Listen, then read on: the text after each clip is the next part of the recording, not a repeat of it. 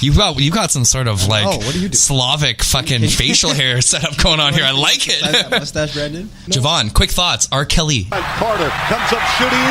Got it! 1.2 seconds to go. Vince Carter, you are amazing. Give it to me, a little baby black. Cabbage out of here. Welcome to Toronto Sport Matters, podcast number 64. Joined as always with Gregory Yeroshatis. What's up, T-Dot?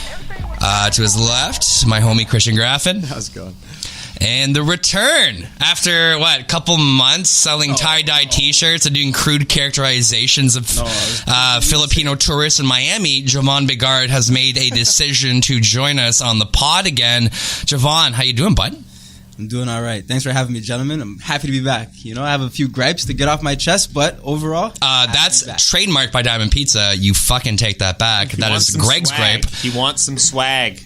Can we just quickly comment on your super sketchy but great facial hair situation right now? That's what I love about high school girls. They keep getting older. I stay the same age. Yeah, that's a perfect. They do. Dude, you got the pedophile McConaughey thing going on right now. Well, you guys are brave joking about that in this climate. Whew. I know it's chilly outside, man. Sponsors. Say no one to please, no one to... We're not corporate, we can say what we want. Hey, notice how Graffin's just not saying anything right now? Well, Diamond Pizza, I think, is a corporate head office, right? It's in Scarborough, by the way. Yeah, it's in the back where they harvest all the organs they're about to sell in the black market. I don't mean that, Diamond Pizza. You make a great Panzerati. All right, let's get to the topic at hand. We're going to talk some Toronto Raptors basketball. Guys, what the fuck happened to the Cleveland Cavaliers? Graffin. The Cleveland Cavaliers? I don't think anyone expected them to be to be good. Losing the Cavaliers is kind of the point I wanted to bring up. The Cavaliers aren't a good team. The fact that we lost to them the other night was a little disheartening.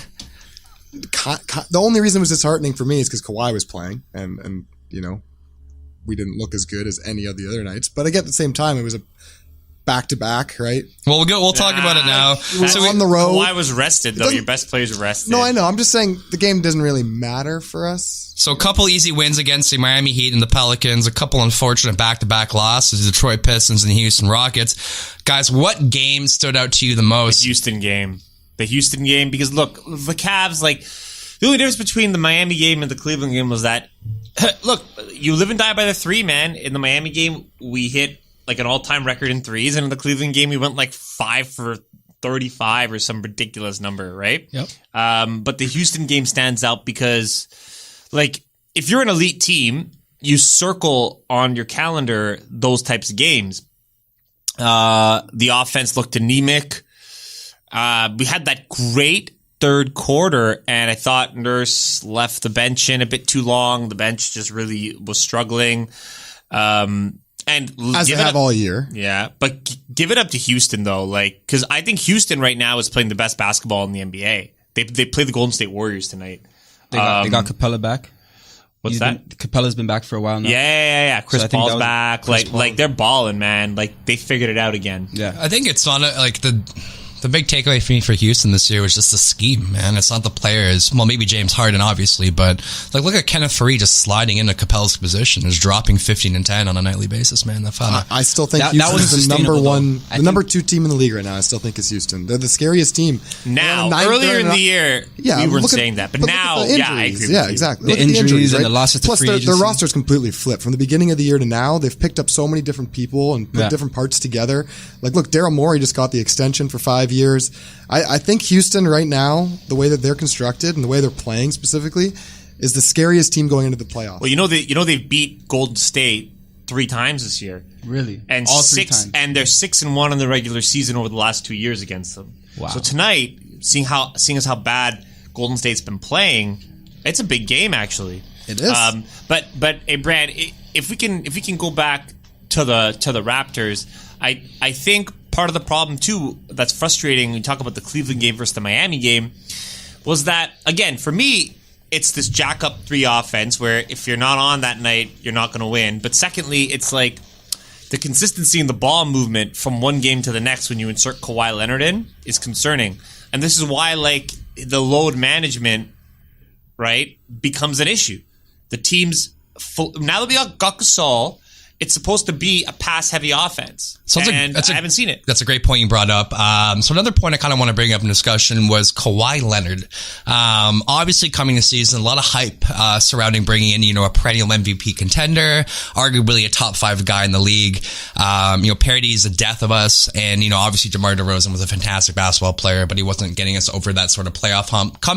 Comes Kawhi Leonard, breath of fresh air, and a miracle's happening right now because obviously you have the rest of the guy, but we are 14-5 without him in the lineup. There's obviously moving parts attributing to this. I think the number one for me would be the emergence of Pascal Siakam in contention for most improved player of the year. Jovan had him picked. Jovan, what are your thoughts on the team next year? And considering that if we do lose Kawhi, we still have Danny Green, and there's also guys out there like Chris Middleton, Al Horford on player options. You got Kyrie out there, you got Jimmy Butler, Tobias Harris, potential free agent options out there in combination with our current roster, our current core of Lowry, Gasol, and Siakam. No. Yeah, for sure.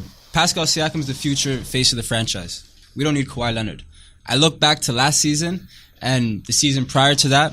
Pascal Siakam was one of the key guys in that second lineup that everybody was talking about, bench mob this, bench mob that. Siakam. The Raptors have no bench this year. Why? Who's the missing piece? Yeah, I've been saying that all year. Siakam.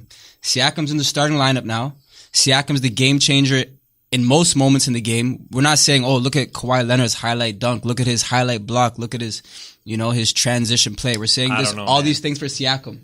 Kawhi's still the man. Like, he closes games. He's efficient scoring. I think my thing with Kawhi is that he's a ball stopper and he's not conducive towards team success. He's conducive towards Kawhi's success. What do you mean though? His team's always Sorry, graph. But they also his winning percentage is insanely high with the Raptors. With the Raptors, but just as a pro, he has with the Raptors. He has like a 70% winning percentage. But look at the team Dude who has won his whole life. Look at the team who he was with prior though. He was with San Antonio Spurs. It's not his fault. But I'm not saying it's his fault, but I'm saying that the Spurs would have won without him, and the Spurs put him in a How do you know that? What do you mean? They won last year. Like, they made it to the playoffs. They didn't go far, but they had a winning record. Yeah, and they won the championship records, with Kawhi. They had a winning record. And he was the MVP. He prolonged that dynasty. What I'm trying to say, sure. what I'm trying to say is that the Spurs had a system that was conducive towards team success. Everybody played their role, moved the ball, cut to the basket when they needed to, gave that little bit of extra effort, and Kawhi was the icing on top, or the guy that would get them over that hump. Like, maybe he can't handle the physical rigors of being the number one guy. Who would stop LeBron. Okay, my question is, he's the team who built. got them there, and it was Kawhi who stopped LeBron for them to win that championship. Well, Hold on, Greg, let me just finish the point I was about to say. So he can't handle the physical rigors of being the number one guy, within the sense that when he was on the Spurs, his minutes were monitored. He was typically playing under 30. He would get days off. They were really controlling the amount of time he was on the court. Same with the Raptors and wrestling in general. I'm on your side. I'm just trying to be the devil's advocate. I don't think it's a physical thing. Look, to be honest, he's not even trying yet on defense. And you see when he flips a switch and he tries, it's crazy. Like, so I'm with. Look, for him, it's all about. And I know we've said this before, but it's all about the playoffs. If he turns up his defense and he continues to score like he's doing.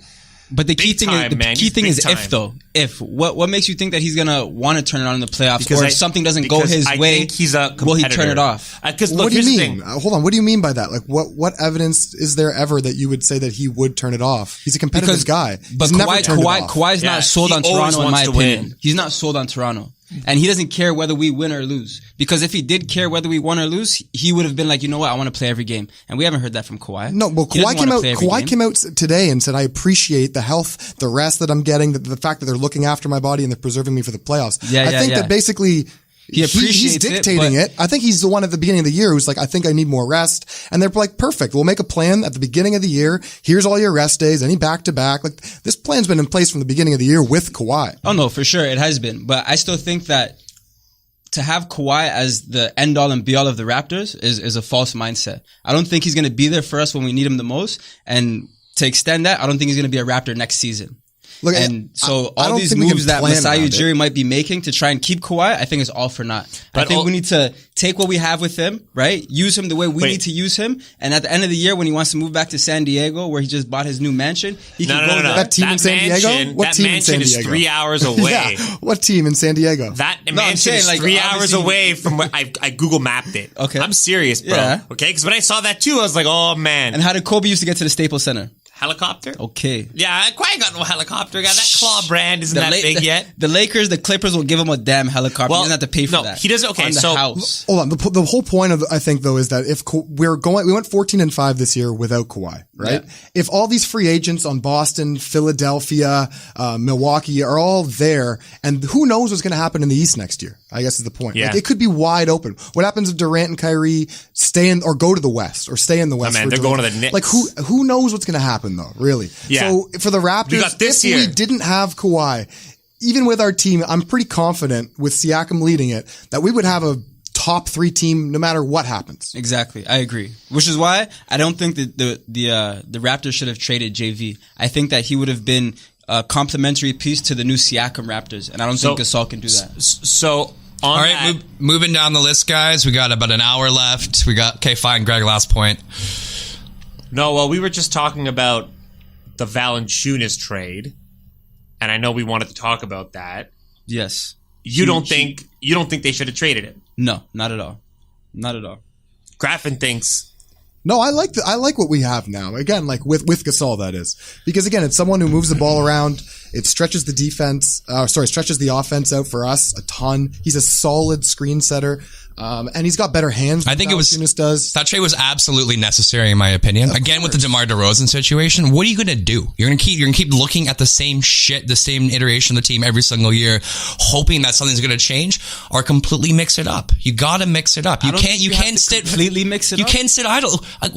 But I do think you have to mix it up, and I think he made the right moves in the offseason to mix it up. He got rid of a franchise player. Okay. The face of the franchise, he completely replaced that guy. So you think this is too much change. This is too much change. But here's- and it's okay. depleting the chemistry to a point where I don't think it's not gonna lead to So success. in the CJ Miles is not playing. Jonas Valanciunas is the backup center at 18 minutes per He game, wasn't realistically backup playing center. It 15. wasn't. Serge It was a Ibaka co-op was our role. starting It was a center. co-op role. Yo, It was a co-op Nick role. Nurse was selling the snake oil, man. averaged 18 minutes a he game. told JV he would get minutes, and he got less minutes than Casey gave him. And DeLon Wright shooting being 35% from the He was. field, and he's redundant with Jeremy Look Lin now. at the 19 minutes a Raptors game. win-loss record before JV went down. And tell me where they were. That's where not were they? that's not the point I'm making, course it though. is. The point I'm That was making when is he was that when playing. you're stuck When- in Javon. When the Raptors were Javon, playing- stop one person at a time. Go. When we're stuck in mediocrity, Yeah. you got to make a decision and say, do I want to be mediocre or do I want to try to make an My effort to question, jump you get know, over the is fence? mediocrity the best team in the NBA? Yes. That's what our Mediocrity is record the was. best team in the NBA. Yes.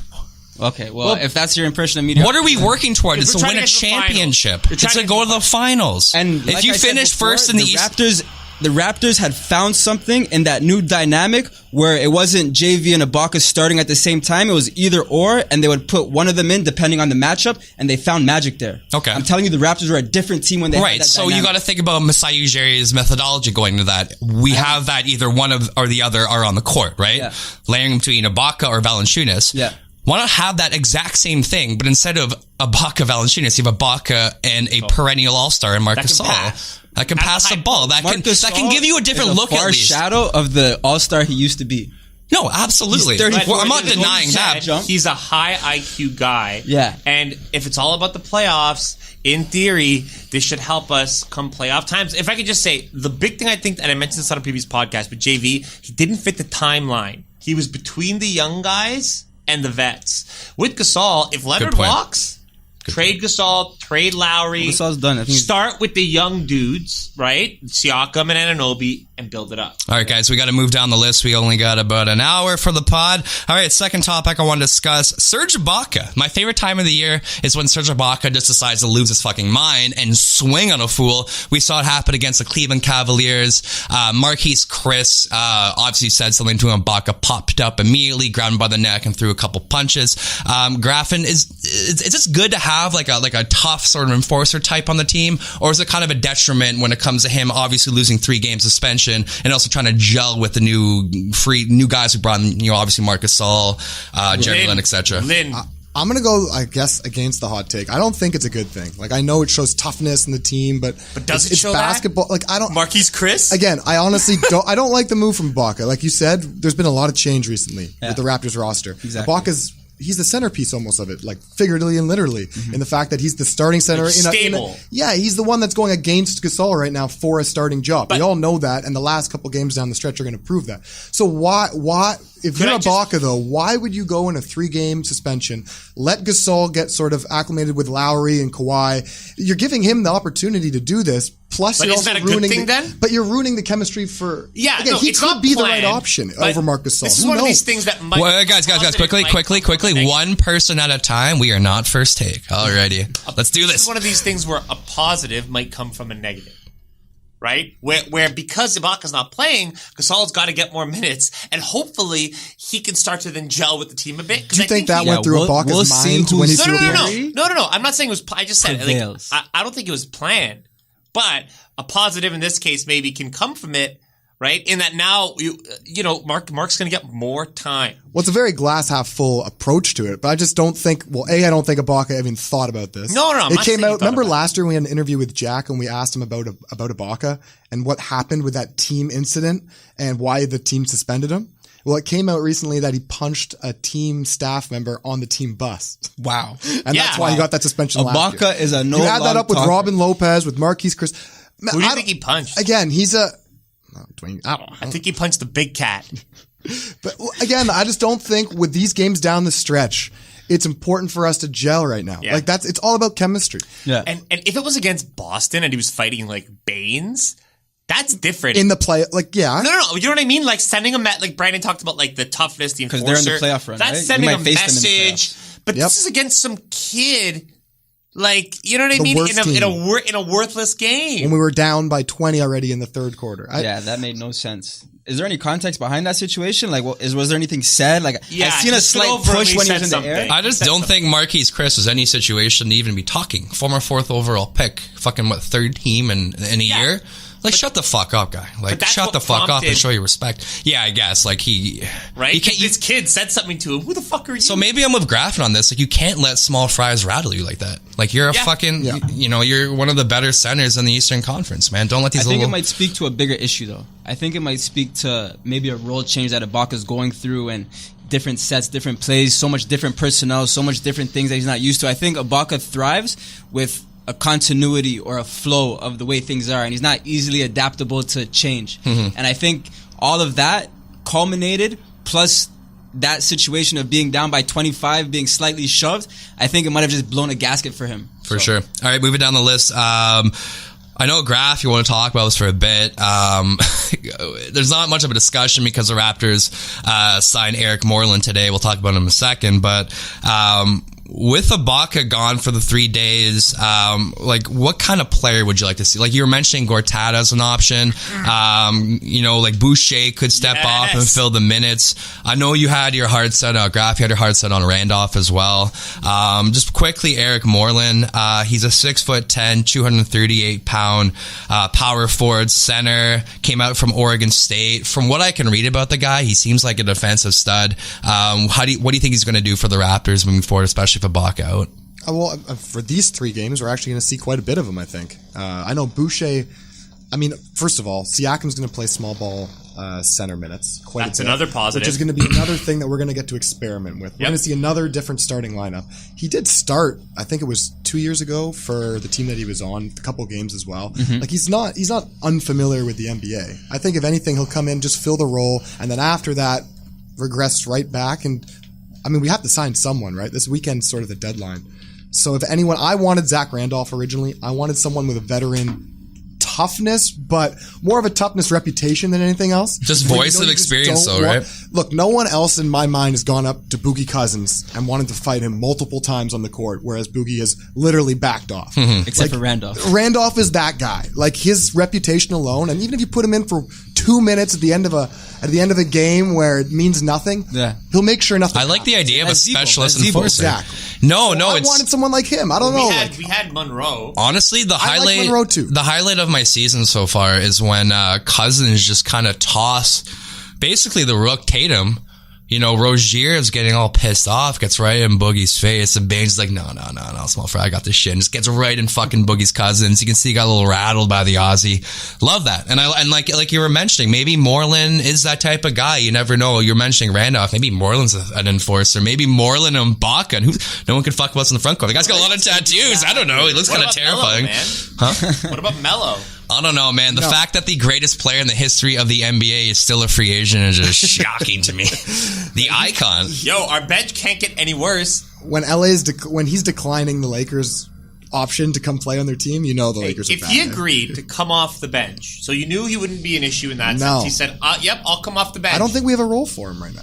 Yeah, Definitely Honestly, not. I don't. yeah. I'm just He's gonna grasping. destroy I'm just everything. grasping at straws. We have a already role for debating- him yeah, at we're the already Raptors debating 95 between, like- Hershey Center.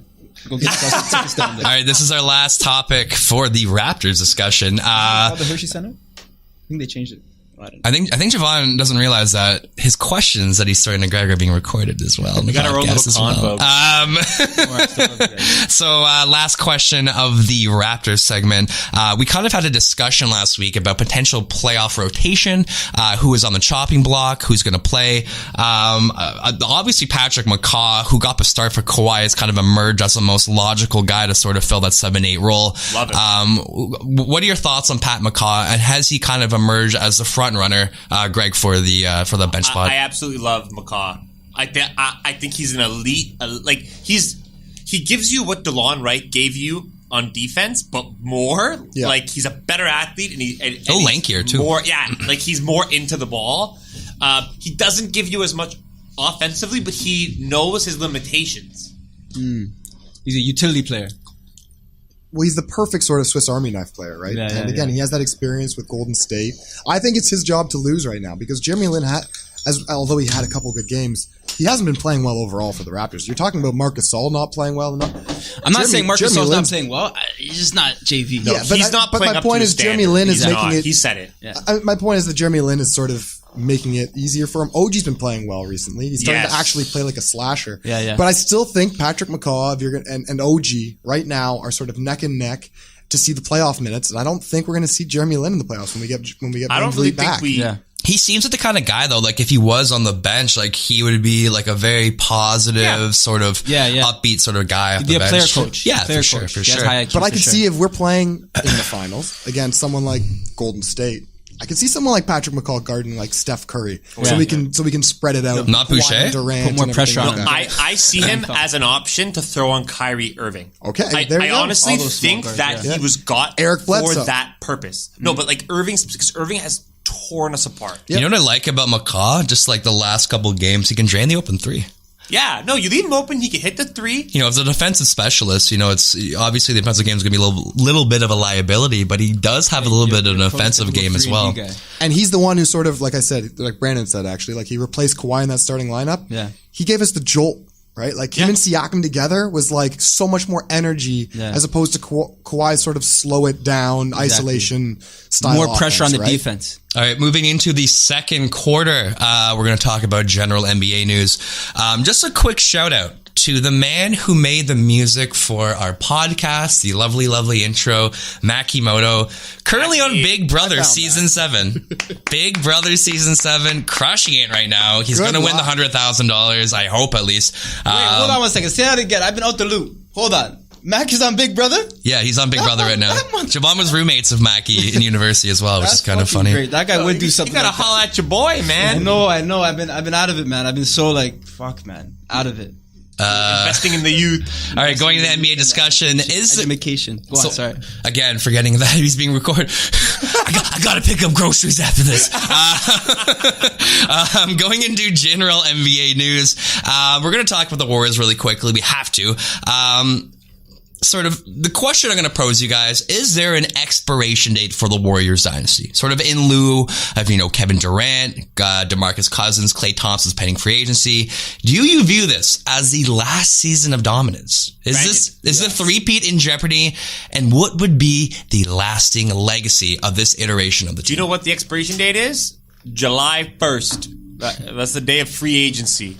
I think shit's gonna go down. And I'm hoping that I was just on the crapper reading up, right? This is where I get my sources. And there's rumors. I'm never touching your cell phone ever There's again. rumors. Hold on. There's rumors that have come out now that Durant had a meeting with the Warriors. I got that.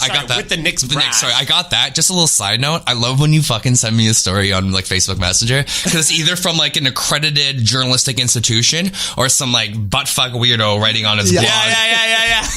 Well, It's like Marcin Gortat trying out for the Canadian Olympics. Like, hey, A, he's not Canadian. The Olympics aren't happening this year. No, continue. no, but sorry, I lost my point here. No, just with Durant, what you were saying. About Oh yeah, so the Warriors. he's been rumored now to have met with the Knicks, like a secret meeting that took place, and this is the kind of stuff I'm hoping can break up the Warriors. Draymond Green signed with Clutch. He signed with Clutch. That's not nothing. No. Yeah, but he's Yeah, but how many kilometers are left on Draymond Green's body? That guy is not much of a... He No, throws but his body around like- I'm right. just saying, like these things can get in the way of because that it basically looks like he's positioning himself to go to the Lakers if they don't give him the money. So I see it as if Kevin Durant leaves, I can't see Draymond and Steph going. Obviously, they're still locked in their contract. I also can't see Klay Thompson leaving, to be completely honest with you. I can't see him leaving Golden State. Personality-wise, he seems like he enjoys being the third fiddle on a dominant team. I can't see him going to the Lakers or the Knicks, etc. That trifecta, even if Draymond falls off the face of the earth, is still a somewhat competitive. won a championship. Exactly. So we're not necessarily talking about the end of the dynasty per se. Maybe the end of the 70 potential win dominance we've seen the last couple of years. But again, like I would love to see KD go. That's a number one guy I want to see to Yeah, get and I the think fuck KD's off looking that for team. new challenges. Like, remember, I think hope he is. he's sitting on the toilet taking his shit, just like I'm done with these guys. I've already won 2 championships. I've proved myself. Let me go win a championship somewhere else to shut up these haters. Yeah, now he's going to go to the Rockets. Join another superstar, Fucking right? snake. No, I think, okay, I've been a Golden State fan from before the championships, when they had Monte Ellis. See, I fucking hate Yeah, Davis beating the number 1 seed Dallas Mavericks. Yeah, they were like a young, exciting team. He's a big Monte Ellis when Steven Jackson's just dropping 22 a game. Jason Richardson. Corey Maggette. They were Anders one of those Biedrins. late night teams that you could watch. Yeah, they're And fun. they were exciting. They Don were Nelson, exciting the back Don then. Nelson Yeah, Warriors. exactly. So I like the... And Shout out to Don Nelson, the hippie pot fucking farmer. Love that guy. I think guy Clay's who's- gone. I Sorry. think Durant's gone too, honestly. You said that you don't think Clay's going to leave. Well, I don't I don't think he's ready to take on a new role. You think Durant's ready to take on a role? I think Clay is ready to take on a role. I don't know. I don't think K wants The Got main rid of the scorer waves, on a team. I grew think a he's going to beard. Lakers. But if the other guys He's gone, leave, man. He's ready. Grew up. If the other guys leave, he gets that opportunity, right? Like if Durant goes, it means more he's- shots now. Yeah, for but he's him. not still the number 1 scorer. That's Well, I think a bigger question would be to you guys is He's always been a is- fun wait. guy. He Like, can't be the the number. Lakers he would be. Greg. Do you think Klay Thompson is a better player with or without Kevin Durant drawing double teams on the perimeter?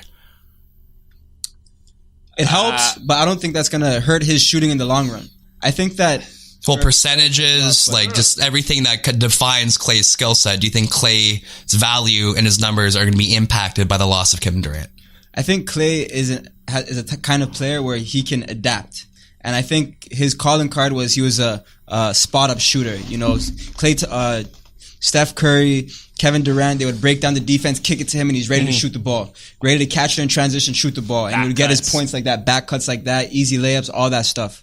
I think Klay Thompson is going to amend his game. He's going to work on his ball handling, and he's going to be more of a, I don't want to say ISO player, but he's going to incorporate that style of play more and more into his game. And I think if he were to stay with the Warriors, he's going to need to do that. Just because they're going to have to look for somebody to replace those kind of minutes and the kind of flow that Kevin Durant brought to the game. So Yeah, because in theory, I agree with you, Brandon. Like the double teams, like on Durant, should help Clay, but statistically, I'm looking at it now.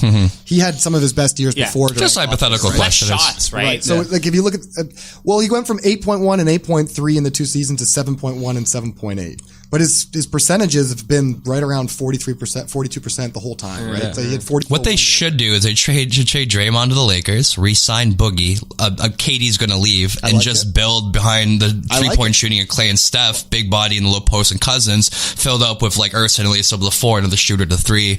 That's a pretty decent team. Boogie's going to get So- a contract? Like somewhere else? Boogie's been Like an rumored to go offer? to the Lakers. Well, They've been linked. let's have a quick pit stop on this before we get to our next segment, Graffin. Give our listeners a breakdown of Boogie Cousins this season. Is he back to full playing form, or is it going to take another year for him to get back to his All-Star? I think it'll definitely take him another year to get back. He's not. Paul not there George, yet. Gordon Hayward style. And I think it's honestly kind of the wrong team too. Like I remember at the beginning of the year, everyone said this will be perfect. He can slowly integrate himself back in. He looks lost out there most of the time. Like this pass whipping it around the side, he just stands under the net, and then his defense has been That's the the laziest thing I've ever seen. So it's like lazier than LeBron's defense recently. So, And I think that's entirely due to not to his energy or effort, but just his injury. he's always been the man. Yeah. Even in, like all the way back to everything. He's been the guy. And you look he kinda at needs that. You look at when the Warriors won the championship, their centers always had to be the most selfless guy, whether it be They brought Bogut back. McGee, Bogut, and who's that big European guy? How am I forgetting? The guy his who name? injured Kawhi Leonard the first time? Yeah. Zaza? Zaza Pachulia. Yeah, David like, Lee before that. You have to be Yeah. very, very selfless. You can't you can't design plays from Can't this have individual. five ball dominant guys. Well, Brandon, teams have been, to your point, teams have been, like, when you watch teams play the Warriors now, they run 1-5 pick and roll every time and attack Cousins. So I don't even think, like they might have to bust out the Hamptons 5 lineup, right? Like, in the playoffs. I don't see Boogie closing games for them. It's going to be interesting tonight to see, because James Harden and Paul, they're going to run that play again and again and again and again. All right, guys, moving down the list. Kind of with the regular season winding down, about 10, 11 games left. I want to talk about the Eastern Conference. We'll get to the West next week and examine if each of these teams sort of met your expectations you set for them at the start of the regular season. So we'll start off with Greg with the Atlanta Hawks, who are currently sitting at 23-45. Look at you, organized, pulling out a piece of paper from your bag. You emailed this to me prior. I know. And remember when I sent you another message on Messenger? I'm Just like, to hey, verify. Greg, did you get the email? Your response was, are you guys here? Anyways, that's a little inside joke for us. So continue. Greg, Atlanta Hawks, have they met your expectation this season? Exceeded them. Why or why not? At They 23-45. I think that their record is just because they had guys in and out of the lineup and they've been tanking. They actually have, the games that we've played the Hawks, they brought really good energy. They play fast, right? I mean, defensively they're young, they're not great, but they play hard. And Trae Young has impressed me, as has John Collins. And I think once they get another piece, they're fully ready to rebuild. And Vince Carter's impressed me too. That guy's ageless. He's going to beat Father Time. The Bazemore Carter podcast as well. All right, we'll try to keep this quick as possible. Javon's next with Boston Celtics, sitting 41-27. Obviously, there's an answer to this. Javon, have they met your expectations this year? No, they haven't. They're supposed to be the number 1 seed in the East. What are they, number 5? Wah, wah, wah. Gordon Hayward hasn't played anywhere close to what we would expected him to play. Kyrie Irving seems like he's a man on his own island. They have chemistry issues up and down the line. That's a very good way to put it. A man on his own island, Kyrie Irving. Yeah. Very good. So, yeah, very underwhelming season for them. So, I mean, Even Jaylen Brown, thinking you want to shoot the coach who was supposed to be the Brown. new Greg Popovich, he hasn't found out a way to get everybody on the same page. Oh, that's been the sweetest plum, hasn't it? Yeah. Watching that blue-eyed. If you're going to root against anybody on that team, why would it be Butler, man, Brad Stevens? He looks like the struggles nicest guy day of all in I time. and know, I hate him. How dare you? Okay, so we'll move down the list. Sorry, I'm going to try to keep these really quickly because we've got a lot to get to. Try to keep them under a minute if we can. I can't talk about them because I talk about them ad nauseum, so I'll throw to Graph. And Brooklyn Nets currently sitting 36-33. Obviously, you know the answer to this. Yeah, I'll pump your tires, Brandon. They're obviously overachieving. No, I'm joking. They're underachieving. No, they're doing very, very well. What? No one had them doing this well at the start of this Except for me. especially with Karis LeVert getting injured. They've had quite a few different lineups. They're honestly filled with guards. Like with Spencer Dinwiddie, they got too many. And like you guys have been mentioning all year, D'Angelo Russell, the trade was definitely a win for the Nets. He's someone that looks like you can actually build a franchise around now. So, Brandon's clutching his fist in Brandon's the air. very happy. I hope I did you justice. Yeah, D'Angelo Russell was With good in the this, first half. From the wise words of Nate Diaz, I'm not surprised, motherfucker. All right, moving down the list, Charlotte Hornets sitting 30-37. I'm going to say this has been a disappointing season purely for the fact that Kemba Walker is coming into a contract year. You do whatever you can to re-sign the face of your franchise, the greatest player to ever step foot on your court. They did a horrendous job of accumulating talent around him. When we say Jeremy Lamb is your second leading scorer behind Kemba Walker, that's a clear indication that team has not done a disservice toward Kemba and the city of Charlotte. There doesn't really look like too many young guys in the pipeline who are blue chippers. Monk sort of regressed. Bridges, well, we'll see what happens with him. So very underwhelming season from the Hornets. It's not going to get any better moving forward. All right, next up, Greg, Chicago Bulls, currently sitting 19-50. That team is a mess. They're a mess. You know what though? They made out good on that Jimmy Butler trade. Looking back, you know. And that's what, like, obviously everything I say is a hit, and I'm a basketball genius, and no one can touch me. I'm basically Nostradamus about basketball. But one thing I'll give Graffin is that he predicted Lauri Markkanen. Like, you see that same type of 7-foot tall European guy, silky smooth 3-point jump shooter as a defensive liability. I never thought he'd be the type of player he is right now. I was wrong. He's a centerpiece. He's a guy you can build around. And their expectations at the start of the season, let's be honest, were pretty low. Yeah. Right? So it's they're almost even, dead draw on expectations. Don't forget they're going for the number one pick. They're going for Zion. They signed Jabari Parker and have already traded it. Which is why they're trying to get the number one pick. Yeah, there you go. All right, moving down the list, Javon, you got the 17-51 post LeBron James Cleveland Cavaliers. Oh, what a soap opera. Ooh. Smokes. What a fun team, eh? Brampton sleeping all around the States. What a piece of shit. Basketball anymore. You got Kevin Love, who missed the entire season. He was probably in Florida. He's like, Bun Cleveland. I'll be back when it's warm. Yep. The guy came back last week, started playing. I mean, the only bright spot is they slapped up the Raptors by 30. It's Kevin Love in disguise as Tristan Thompson, just hooking up with all these like Miami Same girls. Size, they might as well be. I mean, is there a season of disappointment? Like, what else could we expect? LeBron is gone. Everybody else is gone. J.R. Smith didn't play a game in the NBA this year. Half a game, right? Yeah, and he's getting paid monies. So LeBron, that's the legacy of LeBron. Yeah, sorry, like, why are you in a position to not play? Well, like, who are you? J.R. Smith has never been an all-star. He's been a fringe starter his entire career. Like, he's been a LeBron player. He's one of those guys who the only fondles his balls in the showers. Is his big bro. His big bro. That's the only person who could ever control him. No team, no coach, no executive. The only person who could ever harness whatever J.R. Smith is LeBron. Mm-hmm. He's also owed $30 million over this year and next. So he's a happy guy. He's on the beach getting tatted up. Smoking a spliff, guy. All right, moving down the list. Graffin, talk to me about the 34-32 Detroit Pistons. I think they're slightly doing better than we thought they would at the start of the season. Statistically, they're the same as last year. 10th in defensive rating, which, if anything, you'd think that Dwayne Casey would bring that to the table and make them better. But they're the exact same as last year when they were under Stan Van Gundy. Honestly, the Pistons are a team that as a Raptors fan, I'm kind of scared of in the playoffs. I'd rather face Brooklyn than them in the playoffs, just simply because of this Dwayne Casey. Yeah, the Dwayne Casey curse. He's just, every game we face them, he's just wants to win by a million. And just the evolution of Blake Griffin as well, briefly. You know, he's really become. I've always liked the two big men experiment. Like, even when it worked in the experiment. Well, when Boogie and Anthony Davis did it with the Pelicans, it worked. Yeah. Like, look how far they got, and they went further without him, though.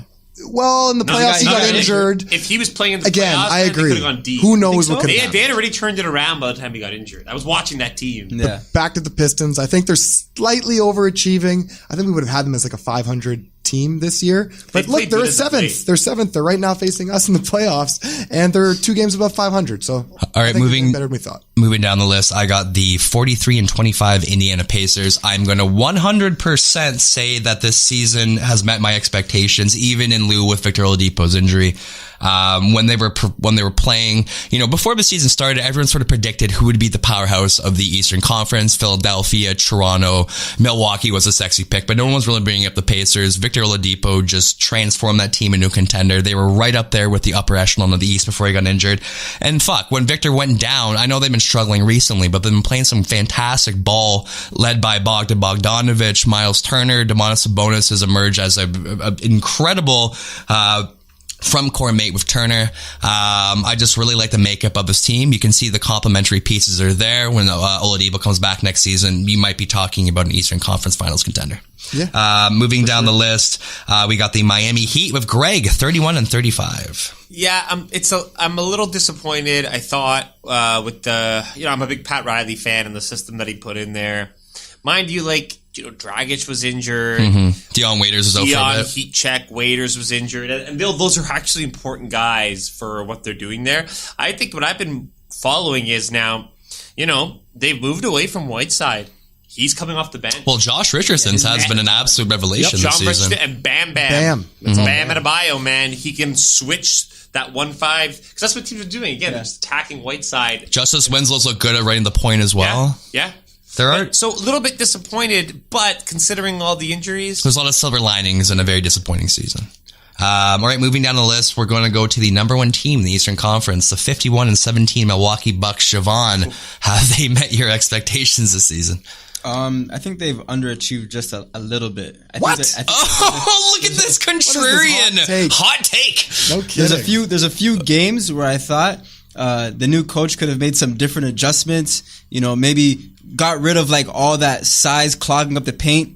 Get some more shooters out there. No, I'm just joking. They've overachieved. Number one seed. I'm like, where are we going here?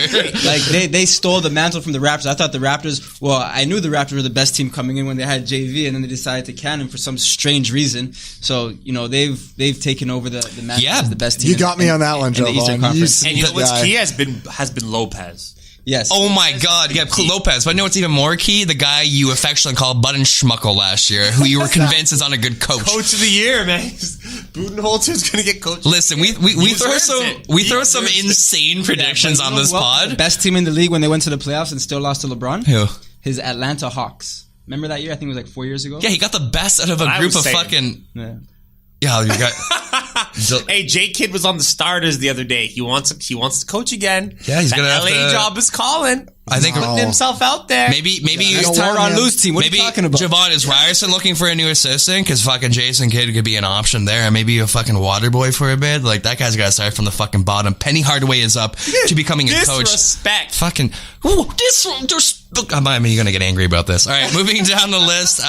New York Knicks, 13-55. Graffin, talk to me about the Knicks. Amazing. Right now, they're number one in the. Like, was that the intention coming in the season though? Yeah, that's what I With mean. Porzingis with the ACL they're injury? doing Okay. exactly what they wanted to do. But they They're also number one traded for Kristaps Porzingis for nothing. Yeah, but again, like they were. That factors into the They're season. tanking right now to clear salary to get Durant and Curry. Yeah, but you also- Durant and Irving. That's their mindset. It's the last point. I know I said it before when Porzingis got traded, but you don't trade a franchise cornerstone for hypothetical cap space Someone to nicknamed sign a his hypothetical free agent. Like, that's just a crazy move, but I can see where you're coming the from. owner is. It's not hypothetical. And we'll talk about James Dolan a little bit later in the podcast.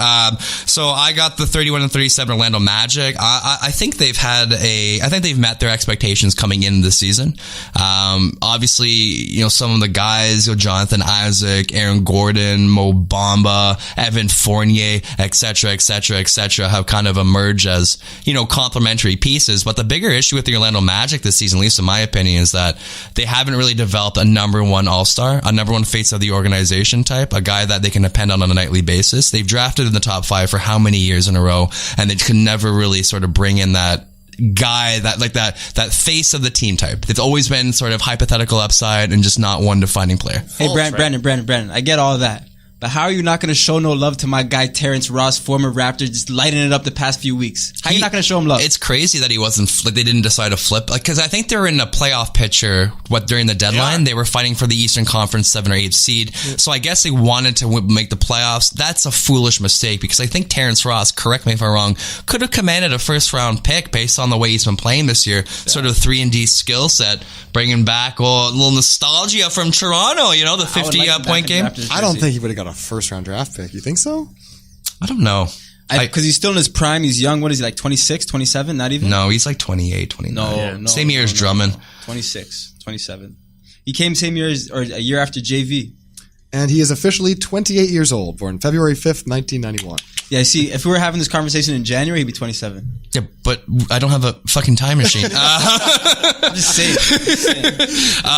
Wrong right now. You're wrong then. Next up, sitting 43-25, the Philadelphia 76ers. Greg, what is your impression of this organization at this point in the season? I could see them making one of the trades that they made, but making 2 of them, I just don't see how a team assembled this way. When you talk about Jimmy Butler and Tobias Harris both coming aboard, can get to the finals. They just haven't had enough time, right? Like, how could you possibly get the most out of your talent, right? It's not like with the Raptors where like you're bringing in these like auxiliary pieces, complementary pieces, like you know, little tweaks. But you're talking about, you know, like all your players are like young, like in their prime, and like all want the ball. I mean, look, they have a great record. JJ Redick's playing out of his mind. They've looked so good recently when Joel Embiid's been back. Yeah, I just don't think it's possible to get it all together in time. Quick hypothetical question. So you just mentioned they brought in 2 players through trade this year, Tobias Harris and Jimmy Butler. If you're in a situation where they were both tied to a chair and there was a massive knife dangling above each of their respective heads, and you had to press a button and that would release said knife, that guy would die and the other guy would continue his season with the 76ers. Jimmy Butler. You would kill Jimmy Butler? Well, yeah, just because he's a bit of a goon. Like No, I would probably take out Tobias Harris because we've been killing Philadelphia when they have Ben Simmons, Embiid. Oh, from that and perspective, Butler. yeah. Well, I'm not talking about actually. Can I kill killing a Embiid? guy. I'm talking about the Raptors' playoff chances. I'd like to kill Embiid. Like in the hypothetical situation I propose, or just in general? No, in the hypothetical, because he's the most dangerous. And to Jovan's point about Valanciunas, That wasn't an option. I thought JV was untradeable because we have to deal with this monster in the playoffs, and I'm wondering how Gasol will fare against him. He's too slow. Dude, we got Mitch Moreland. We're fine. What's his name? Embiid's gonna run circles around him. Boucher, man.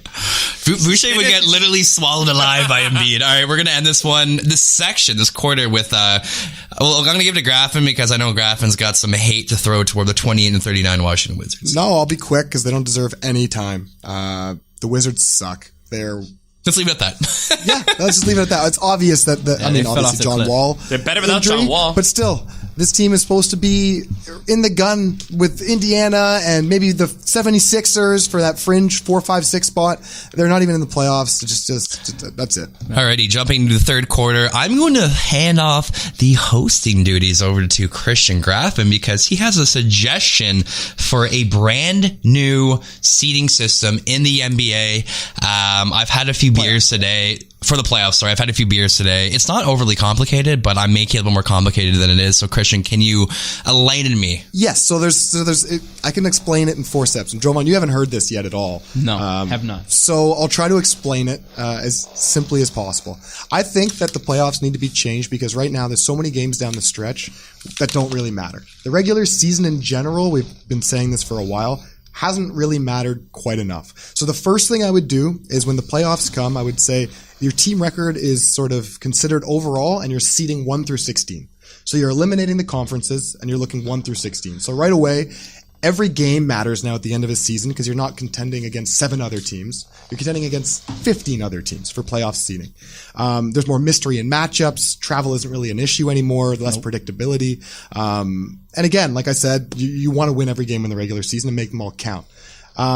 2, and this is where it gets a little crazy, but I would have a play-in wildcard game for the 13, 14, 15, and 16 seeds, in where it's like baseball, where it's a wild card game, literally one game, and it's those teams facing off against each other. Neutral And the reason I would have that, the team with the better record would have it. It would be 13 against 16, 14 against 15. And the reason I would have that is because I want the top 2 teams in the NBA to get a bye. So for instance, and I have this all down for this year, what it would mean for every team, so you guys can get it. But those top 2 teams get a bye. They can be from the same conference. And the reason for this is to, allow the top 2 teams in the NBA to face each other in the finals.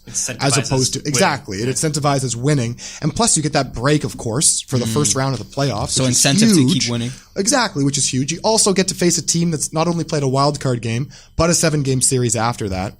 And again, it's a reason to not sort of tank in the regular season. So it sort of establishes that, and then everything else is just played out per usual with the seeds. Yeah. So this year, what this means is that the buys would have been Milwaukee and the Raptors right now, or this was about a week ago I had this, but the buys were Milwaukee and the Raptors would have had a buy in the first round because we have the top records. In the NBA? In the NBA. This was like 5 days ago when I had this. Okay. Golden State would be facing the winner of the Spurs and Detroit, who would be playing in a wild card game.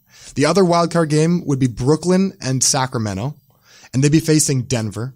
And then you have Indiana versus the Clippers, Philly versus Utah, OKC versus Boston, and Portland versus Houston. Sick. And in my mind, that just makes the playoffs, the first round at least, so much more interesting than the Raptors versus the Pistons and the Heat versus the Milwaukee Bucks. It's just, I think that we need sort of a little bit more of a change. I don't know if this is exactly perfect, but at the same time, if you go through it, The bye week and the play downs. I like it because it adds more competitiveness, especially in that wild card game. There's more of that flair that you get with like football and the MLB. plus everyone will be watching that game, like in the wild card game. So if you're a team like I said, like the Sacramento Kings this year, as opposed to going in a series against Golden State or Houston where you get swept, and by game, I don't know, by the third quarter of game one, people have already stopped, tuned out. You now get a game where you're on national television and you're the focus the entire night. Also, the crisscrossing between the Eastern and Western Conference, like you were sort of doing a hypothetical matchup.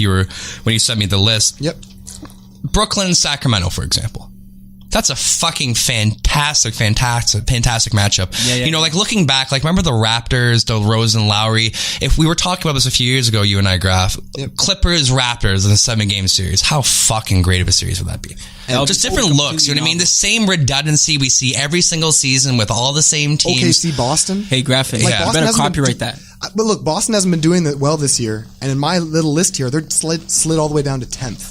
At the time. Yeah. But again, I also have Houston at 9th, which now in reality, they've probably gone up so much. So again, it just makes every game really, really count, and every night in the NBA the only crux in the only thing I would say about this is the league is very stratified, and there's obvious drop off with the bottom portion of the league. So if we are talking about 13, 14, 15, and 16 seeds sort of playing each other in a one-off to make the playoffs, you know, I don't know the separation between the 13 and the 16 seed. We might be talking about 10, 15 win difference between those teams, and that 16 seed may not deserve to be in the playoffs whatsoever. But overall, then we get a Cinderella story. Right. Like again, a team that's not supposed to be there. But I don't think it's going to be that drastic since you're eliminating conferences, right? It's like March Madness, how they did that. So two issues. First of all, but yeah, I like this. but I'm saying, no, I want criticism. It's constructive criticism. Thank you. So two issues that I can see. By eliminating, so now we don't have conference champions. And I could see the old hats of the league, right? Like the old people that are big on tradition, not liking that. Like Kobe Bryant. I still want there to be the conferences. I think, and I think that's just when the playoffs come, it gets. Oh, so you know what? Actually, yeah. Then you could still have it. You're the conference champ if you win the regular season. Yeah. Right. They still do division champs, right? See, that's I don't know. They do, but it's it not means a big more deal in hockey than it does in the NBA. They made that less. But the second issue, which I think might be more of an issue, is. Are there less games now? Yes. Okay. The league wants revenue, right? The economics. Yeah, I'm just thinking like for them, like they'd be like, oh, well, now there's less games, less advertisement space. I agree with you. Like, but is the content better? That's what I mean. The product would be better. And I think that's something that has been the biggest criticism of the NBA playoffs. And that will make them more money in the long run, right? Like everyone criticizes Golden State's going to walk through, like blah blah blah blah, like. You don't really know now. They could face. Look, in round 2, I have Milwaukee versus either Portland or Houston, Toronto facing OKC or Boston, and then Golden State facing either Philly or Utah, and Denver facing Indiana or the Lakers or the Clippers. And so you just don't know. And there's more parity in the league now, so I think the competitiveness would gear towards more viewership, anyways. Yeah. And I think the one thing I was thinking was Greg said. Like Greg said. Haven't been on the pod for a while, eh, fucker? Like Greg said, there's a fall off in terms of the amount of games, but the quality of the games that you do get might produce more viewers. Okay, so and the advertisements might cost more money, so you might be able to balance it out like that. Dream matchup. What is your dream matchup if opening series, like any cross Eastern Western Conference OKC dream Boston. matchup? Yeah, OKC Boston. I know. I would like that, or Philly Houston. Yeah, Philly Houston would be really nice. I'm on board, 100%. I think something has to happen. I don't know if it has to be this drastic, but I would love this to happen. I don't know. Adam Silver seems like a guy who likes to change things up, but it would have to be introduced step by step. Fucking Nosferatu. He does though. He does. Like he's changed it up like not in like a grand thing like this, but just in terms of, the jerseys and how there's like all these different kind of jerseys. There's no longer home and away jerseys. There's no guys can wear whatever color shoes they want. Like he's a progressive. If the ratings aren't good this year for the NBA playoffs, kind of there's no logic. Maintaining the current model is the only reason why I support Graffin's suggestion. Look, baseball, the oldest, most stuck up sport in the world added a wild card game a few years ago. If they can make change to their system, I think the NBA is the most progressive, so they easily should be able to, especially if it makes sense, which I think. But okay, so you'd have to get buy-in from all the teams, right? And I suspect a lot of teams in the East wouldn't like this because.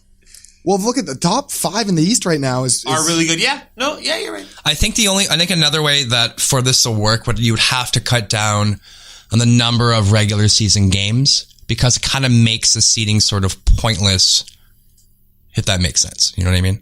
If you're doing the 13, 14, 15, 16 matchup to get into the playoffs, I would cut the season down to 60, which I've been a supporter of for a while. I don't think you have to because, again, you've already cut the season down a little bit with the playoff games. Exactly. I think if anything, it makes teams like the Raptors, for instance, how much load management with Kawhi. Right, but if you're right, but if your season, like I know it's a sort of stupid thing to say because baseball is a wild card and play 162 games, but again, if your season coming down to one specific game, it does kind of seem pointless to have 82 game build up toward this one eventuality.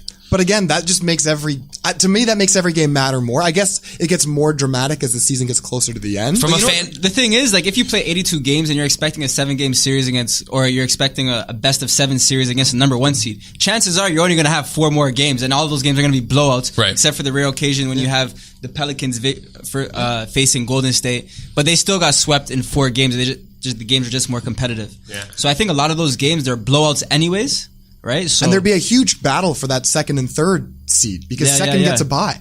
Yeah, 3rd has to play a team, right? Like who knows? Like, you have to play a full round, 4 games, and then those teams who are in the wild card would have like the moniker. Oh, I see what you're saying. I just don't think because that's where I agree with Greg and Jovan in the sense that financially, I don't think you can have less games. Right. I think that's where they'd have to make up for it and not increase the games by any means, but at least have 82 and just not mess with the regular season. Or maybe they could do a wild card series. A wild like a best of 3 wild card series instead of a 1 game. There's so many ways to do it, but again, like I just think that if the playoff ratings for the NBA aren't as good this year, or if people start talking like they did the other year, how one team just walks through and wins it all, we all know it. There's going to be a more call out for something to happen to this. You know what's going to be the catalyst? The Raptors are going to make the finals, and they'll be like, "Oh, we clearly have to change things up." Oh, for sure. If the Raptors win, we're definitely going to that structure, guaranteed. All right, guys, going to the last quarter of the podcast, the Diamond Pizza sponsor, not sponsored, segment, Greg's gripe. So I'll do a little lead up for your gripe. James Dolan, who is the owner of the New York Knicks, unfortunately banned a Knick fan for life for simply stating to him, sell the team. James Dolan already has a pretty sketchy history when it comes to player-fan relations. He's already the guy most notoriously known for forcing his goon security guards to drag poor Charles Oakley outside of the arena after a drunken stupor. Just a quick thing here. I'm reading his Wikipedia page. Oh, I was doing Throughout his early adult life, Dolan battled drug and alcohol problems. Okay, fine. And was reportedly known for having a volatile temper. I just find that funny. Like, you add, like, he's a drug and he's an asshole. So, you know what, Brandon?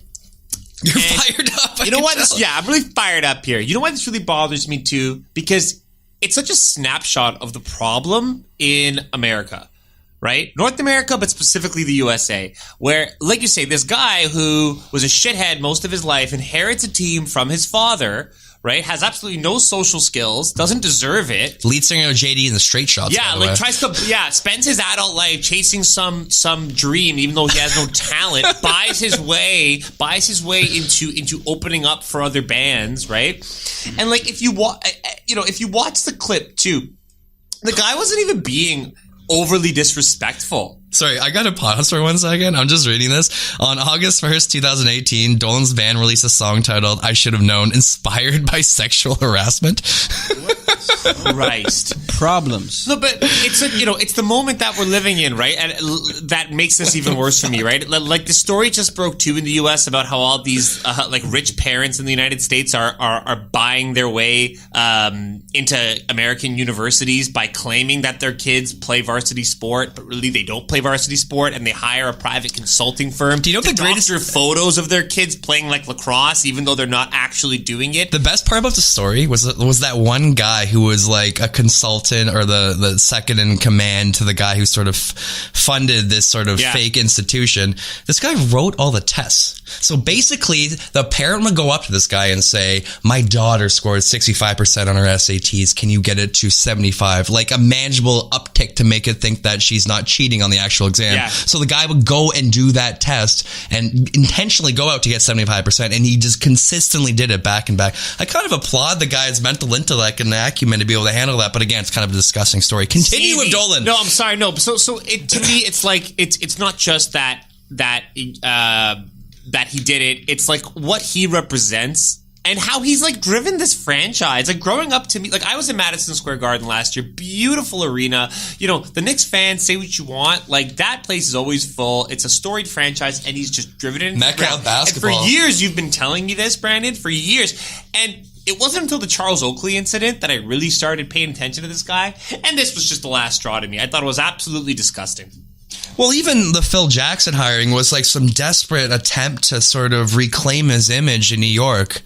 And that obviously backfired him. But You didn't even let Phil see it through. If you're going to you know what I Phil mean? didn't even want to do it. Phil was like, okay, I don't want to do it, but if you're going to pay me all this money, then I guess I'll be a figurehead. Yeah, he's back.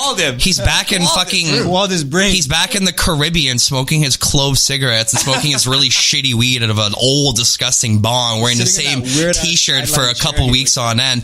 No, we're diverging into a different conversation, but Phil Jackson was a dumpster fire with or without James Dolan up in like when he was with the Knicks. But you're absolutely right. Like we're talking about Rucker Park. We're talking about the most important basketball city in the world, and he's just single-handedly destroying everything that city has developed and grown Sounds like organically. Manhattan. Look, the last winningest coach in New York, or the GM, I should say, since 1996-1997 season was Glenn Grunwald. I was about to say when he was, of course, I want to bring up Glenn Grunwald. Glenn. He's my boy, but of course, he's the last coach for the Knicks. He had a 54-win season in 2012 and 13. Before that, they haven't won anything since they won 57 in 96-97. He's GM of Canada basketball now, He right? was the GM. It's top down. I honestly think every organization's top down. If you have a bad top, like James Dolan, or a bad owner, or anything like that, it just permeates all the way But then through. The explain coach to me- suck. Explain to me these rumors about Durant then. Like, are they... It bothers me that, okay, so LA gets LeBron. Durant's a snake. And New York gets Durant. What, just because you guys can build your brand there? Yeah, Durant sucks. They've already done what they've got to do in this basketball game. And the difference is LeBron had a brand in LA already that he was going to, right? Yeah. And he's at the end of his career. Durant's still arguably prime, and he's going to New he's York prime. because he just wants to go to New York with Kyrie. From what I've heard. From you on the shitter. Maybe he just wants to be the next member of JD and the Straight Shots. All right, guys, thank you so much for listening. We'll be back next week. Just a quick shout out to Canada and FIBA. Dominated Venezuela to close out the tournament. They're looking And Chile. fantastic come No tournament NBA time. players, just straight talent. Yep. And we'll talk to Wayne Parrish hopefully relatively soon about FIBA and Canada basketball. Nice. But with that, guys, thank you so much for listening. You can catch us on... You can catch us on Spotify, iTunes, Stitcher, TuneIn, and follow all the social media. T-Sport Matters on Instagram, if it ever gets back up today, and Twitter, of course. And don't forget about the Toque giveaway. Of course, we still have the Toque giveaway, which is ending this Sunday. Guys, retweet, like the post. I'll repost, I'll retweet it again, but we're giving away 5 toques. I'm wearing one right now, and I'm sweating my ass off. All right, guys. Really nice toques. Catch us on Instagram at T-Sport Matters. We have the best social media presence online for any Toronto-based podcast. Javon, what you got, brother?